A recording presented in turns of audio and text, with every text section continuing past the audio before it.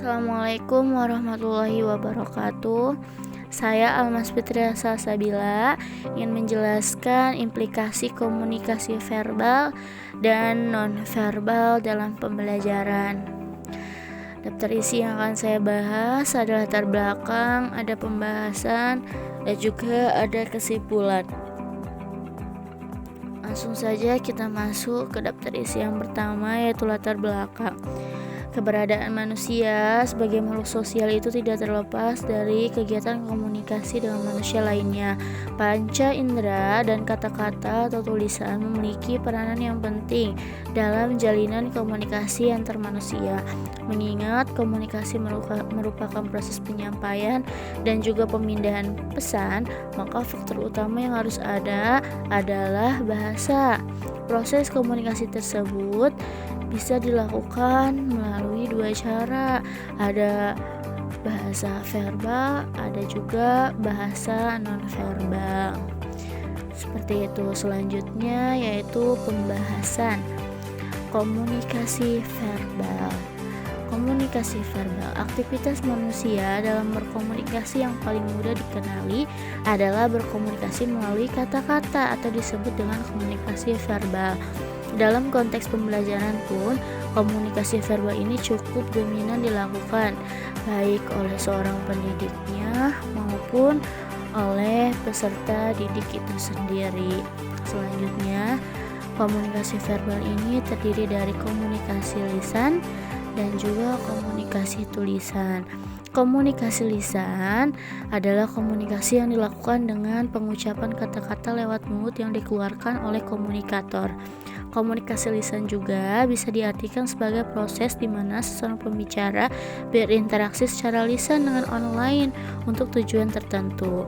Kalau komunikasi tulisan, yaitu penyampaian kata-kata pesan yang disampaikannya melalui tulisan. Komunikasi tulisan juga memiliki peran dan fungsi yang tidak kalah pentingnya dibandingkan dengan komunikasi lisan. Malah komunikasi tulisan memiliki posisi tersendiri.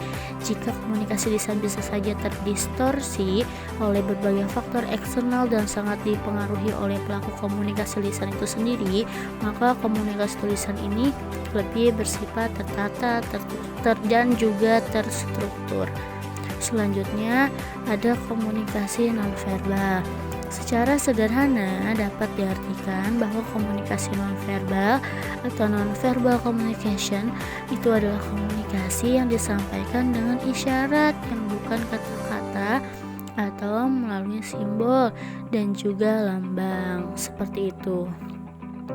Komunikasi nonverbal ini adalah komunikasi melalui simbol dan lambang. Selanjutnya, implikasi komunikasi verbal dan nonverbal dalam pembelajaran. Komunikasi verbal dan nonverbal adalah modal besar bagi pembelajaran. Tidak hanya dari aspek guru saja, tapi pengembangan kedua jenis komunikasi ini dalam pembelajaran kepada anak didik akan mempertinggi kualitas pembelajaran. Hanya saja ada sebagian manusia yang berpikiran bahwa komunikasi verbal ini lebih penting daripada komunikasi nonverbal, sehingga sering komunikasi nonverbal ini terabaikan. Seperti itu. Selanjutnya ada beberapa hal yang harus diperhatikan guru terkait komunikasi verbal. Yang pertama, guru harus memahami bahwa kualitas bahasa adalah cerminan kualitas budaya.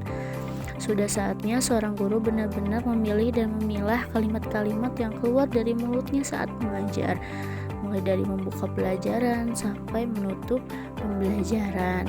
Selanjutnya di sini yang kedua yaitu sebagai komunikator.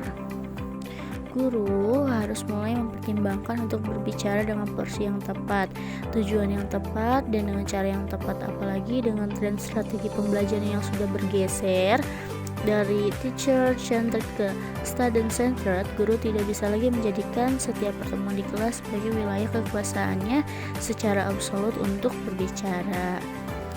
Yang ketiga, di sini jadilah pembicara yang efektif dan efisien. Saat guru berbicara, maka bicara dengan efektif dan juga efisien.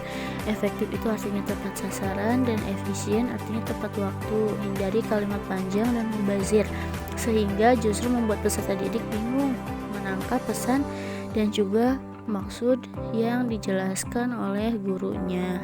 Dan yang keempat, bawalah energi positif dalam setiap pembicaraan. Apapun kondisi yang dialami, guru harus mampu menjadi stabilisator keadaan melalui peserta didik. Mulai turun motivasinya, maka guru tampil dengan kalimat-kalimat motivasinya. Kalimat guru itu ibarat sumber energi baru bagi peserta didiknya. Hindari kalimat yang bernuansa negatif di dalam kelas seperti kalimat emosional, merendahkan, menghina, ataupun kalimat-kalimat yang kasar seperti itu.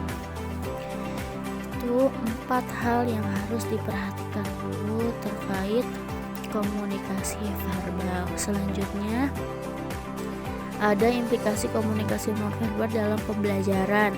Yang pertama, contohnya isyarat tangan. Tangan dengan jari-jarinya bisa dijadikan sebagai penguat pesan yang disampaikan oleh guru. Contohnya ketika guru menerangkan bumi yang bulat, maka tangan guru juga membuat gerakan yang membentuk bulat seperti itu. Yang kedua, ada gerakan kepala. Guru yang berbicara di kelas dengan kepala tegak 90 derajat itu menandakan guru serius dan juga berhati-hati. Namun sedikit gerakan ke atas atau ke bawah akan memberi dampak yang berbeda. Yang ketiga, cara berjalan. Cara berjalan seseorang sering dengan cepat mendapat respon orang yang melihatnya, termasuk cara berjalan seorang guru. Guru laki-laki cara berjalannya harus seperti apa, dan guru perempuan pun cara berjalannya itu harus seperti apa, jangan sampai tertukar. Yang keempat, ada kontak mata dan pandangan. Mempertahankan pandangan saat berbicara dengan mitra bicara adalah lambang sebuah penghormatan. Seperti itu. Ruang dan jarak. Semestinya lah guru menganggap siswa-siswinya adalah orang dekatnya. Oleh sebab itu, guru di dalam kelas harus mampu menciptakan jarak yang ideal dalam artian fisik dan psikisnya dengan siswanya. Selanjutnya, nada suara. Nada suara juga menjadi pesan nonverbal yang perlu diperhatikan di dalam kelas. Seharusnya guru mampu mencari nada yang pas saat memulai pembelajaran, tidak rendah dan juga tidak tinggi. Selanjutnya ada sentuhan. Sentuhan adalah penguat dan stimulus yang bisa digunakan guru dalam pembelajaran. Sentuhan mengisyaratkan kasih sayang dan juga kepedulian. Dan terakhir ada ekspresi wajah. Orang bijak mengatakan bahwa ekspresi wajah adalah cerminan hati. Ekspresi wajah yang tulus dan ikhlas akan memancarkan kepedulian kepada orang yang akan melihatnya. Adapun ekspresi wajah yang dibuat-buat atau dipaksakan akan terlihat aneh di mata orang yang akan melihat kita. Guru di dalam kelas juga harus mampu menampilkan ekspresi yang tulus dan ikhlas kepada anak-anaknya. Kesimpulannya, dalam pembelajaran, konsep berkomunikasi verbal dan nonverbal sangat penting untuk menciptakan interaksi yang efektif antara peserta didik dan juga pendidiknya. Komunikasi verbal yang jelas dan tegas serta komunikasi nonverbal yang mendukung dapat meningkatkan pemahaman, keterlibatan dan juga hubungan yang harmonis dalam proses pembelajaran.